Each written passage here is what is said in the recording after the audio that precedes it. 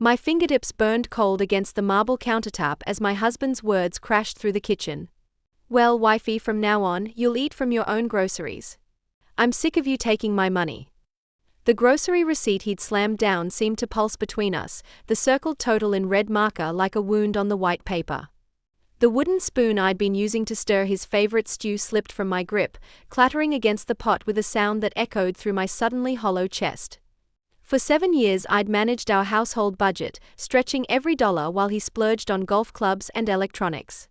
Now he stood triumphant in designer clothes purchased with our joint account, declaring my basic necessities a burden. Blood rushed to my face as I noticed the spice rack I'd organized alphabetically that morning: cinnamon, cumin, oregano, ingredients I used to cook meals he bragged about to friends. The kitchen timer ticked in the silence, counting down to something far more significant than dinner. My name is Natalie, I'm 33 and a budget specialist who couldn't manage her own marriage. This is the story of how I reclaimed my kitchen and cooked up a life that finally belonged to me. I met my husband's eyes and smiled with a calmness that surprised even me. Something fundamental had shifted, like a bone breaking cleanly before it can be reset. "Okay," I said, voice steadier than my racing heart.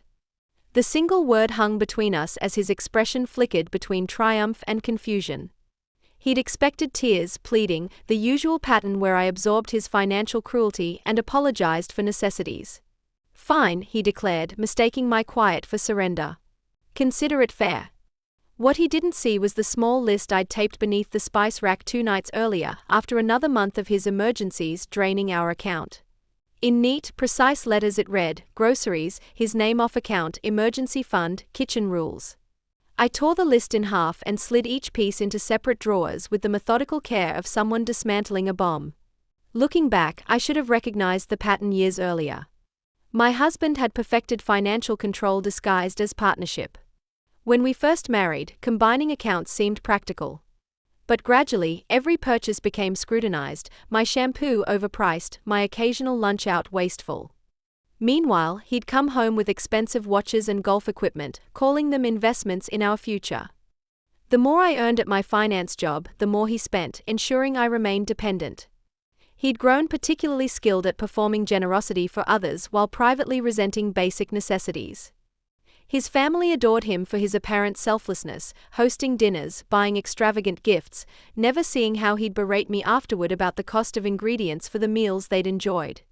"We are having 20 relatives for my birthday dinner on Saturday," he announced later that evening, his voice sugary as he scrolled through his phone. "Your mom will love how generous I am." He beamed, already envisioning the admiration he'd receive for an event I would plan, shop for, cook, and clean up afterward. I nodded, my mind calculating ingredients, portions, and a different kind of recipe altogether. "I'll handle everything," I promised, a new edge in my voice he failed to notice. For 3 days, I moved through our home with purpose. I paid bills from our joint account, updated contact information with service providers, and methodically photographed all financial records. I cleaned the house to a gleaming perfection, aired out linens, and prepared the dining room as if staging a theater production. I bought no groceries. When the first car pulled into our driveway that Saturday, our home smelled the way it always did on special occasions: cinnamon, roasted peppers, and the quiet tension of expectations. The table stretched out like stage scenery, beautifully set with our wedding china. My husband hovered nearby, preening and ready for his customary shower of compliments. His family stepped into the kitchen laughing, hands full of wine bottles and gossip. Then they stopped. The room contracted as their eyes slid over the island, the place settings, the empty serving dishes, lingering finally on the note propped like a museum placard where the roast should have been. The note read, "All food provided by guests. Kitchen access, none. Please check coats and wallets at the door." Silence settled like flour on the countertops, soft, white, impossible to ignore. My husband froze first. His face flickered between confusion and disbelief as if waiting for a punchline that never came. His relatives, brothers, cousins, the aunt who never left without leftovers, looked around for the usual aromas of dinner, but the only scent was freshly brewed coffee and quiet defiance. "What is this?" he demanded, lifting the note as if it were written in hieroglyphics. "Exactly what it says," I replied, folding napkins with deliberate precision. "Everyone brings their own food. Remember, separate groceries. A few guests attempted nervous laughter. You're kidding, right? His mother asked, pearls clutched as if the family reputation depended on my answer. I smiled pleasantly. Not at all. Since we now have separate budgets, I didn't want to burden my husband with feeding 20 people from his groceries. The words landed like ice water. His cousin shuffled awkwardly, pretending to check his phone. Another whispered "damn" under his breath. My husband's voice cracked. You're embarrassing me in front of my family.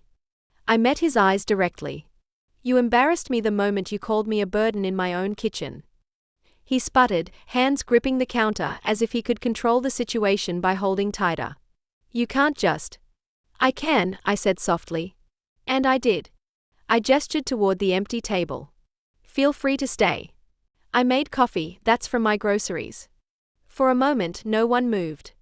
Then, like a slow collapse of politeness, people began backing away. Someone coughed. Another muttered an excuse. The front door opened and closed as relatives filed out one by one, appetite for drama suddenly diminished. By the time silence returned, only he and I remained, me with a steady pulse, him with a face flushed crimson as the ceramic pot left empty on the stove. You've lost your mind, he hissed. No, I said, finally sitting down. I just stopped losing everything else. He paced our kitchen, breathing heavily as control slipped through his fingers. You humiliated me, he said finally, slamming his palm against the counter. You made me look like some cheap fool. I tilted my head. You didn't need my help with that. His eyes narrowed to slits. You think you're clever? No, I replied quietly. I think I'm done being convenient. The confrontation continued as he collected his phone, keys, and wallet with angry motions that filled the air. Like static electricity. You better fix this before they start talking. I leaned against the counter, arms folded. Let them talk. Then, like a slow collapse of politeness, people began backing away. Someone coughed. Another muttered an excuse. The front door opened and closed as relatives filed out one by one, appetite for drama suddenly diminished. Maybe they'll finally see what I've been living with. He stopped, stunned that I didn't flinch, didn't apologize, didn't smooth things over as I had after every previous argument. For years, each confrontation had ended with me cooking his favorite meal, pretending peace was worth silence. Not this time. I walked to the refrigerator, opened the door, and revealed two separate shelves, his and mine, with color-coded labels. See? I pointed to the stickers. Yours, beer, processed snacks, energy drinks. Mine, vegetables, protein, dignity. He blinked, unsure if I was serious. I wasn't joking when you said separate groceries, I continued. I thought you meant it. Turns out I was the only one who listened. He opened his mouth, then shut it again, suddenly scriptless. The confidence that once made him attractive now rendered him small. Go ahead, I said softly. Tell everyone I stopped cooking for you. Tell them why. He stormed out, slamming the front door so violently that a wedding photo crashed to the floor. I picked it up, noticing how tired my eyes looked even then, 7 years ago. That night, I cooked a small dinner just for myself. The table had never felt so peaceful. The following morning brought a barrage of notifications, missed calls from his mother, text messages from his sister, voicemails demanding explanations. How could you do this to him on his birthday? I sat eating blueberry oatmeal, my groceries, and let the accusations accumulate. Each notification confirmed that my quiet had finally become louder than their noise. When I arrived home from work the next day, something felt different. The apartment seemed lighter, cleaner, more spacious. His clutter had vanished, the constant trail of discarded clothes, unpaid bills, and expensive impulse purchases erased from sight. Even the air smelled changed, citrus cleaner and possibility. I sat on the couch with tea, scrolling through job listings for a second income stream simply because I could. For the first time in years, every decision belonged to me alone. My phone buzzed with a text from an unknown number. You can't just kick me out. My name's on the lease. I recognized his message pattern immediately, realizing he must have bought a new phone after I'd blocked his regular number on mine. I sipped my tea slowly before responding. Correction, it was. I paid the rent this month.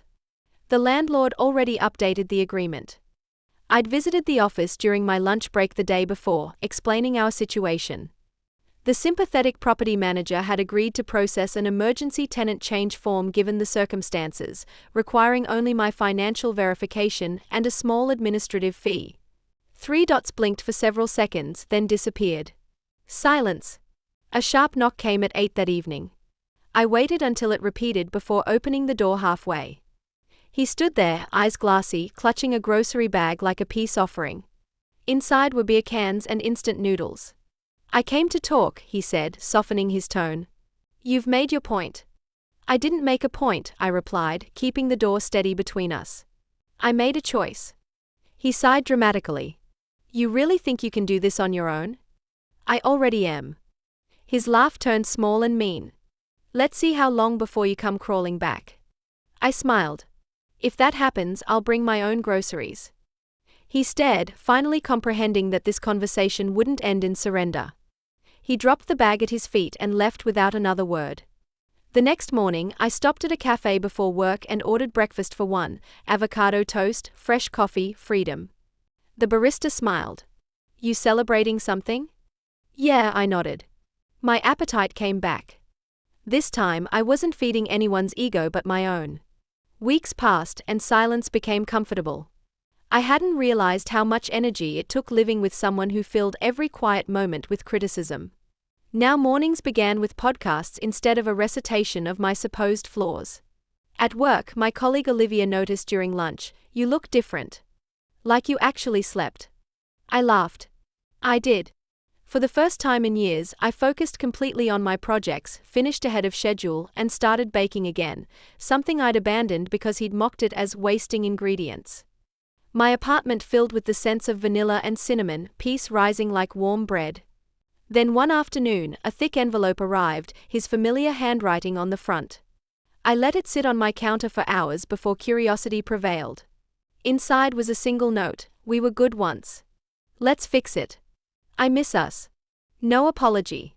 No acknowledgement of the control, the public humiliation, or the moment that had finally broken us. Just nostalgia, the cheapest form of manipulation. I tore the letter in half, dropped it into the trash, and smiled seeing my groceries in the refrigerator. Everything fresh, everything mine. That night, I emailed my landlord officially requesting his name be removed from our lease permanently. I attached proof of income, deposit records, and a note: "Tenant has relocated permanently." Though the emergency tenant change was already processed, this would finalize the paperwork for the remainder of our lease term. Before bed, I sat on my balcony with tea and whispered to the night, "This is what love should have felt like. Quiet, clean, mine. No begging, no bargaining, just being." When I finally turned off the lights, the apartment didn't feel empty, it felt owned.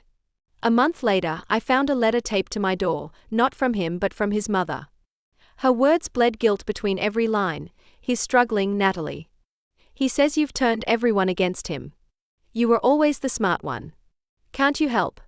I read it once, folded it carefully, and slid it beneath a stack of paid bills that were now solely mine. Guilt had been their favorite currency, and I'd stopped trading in it.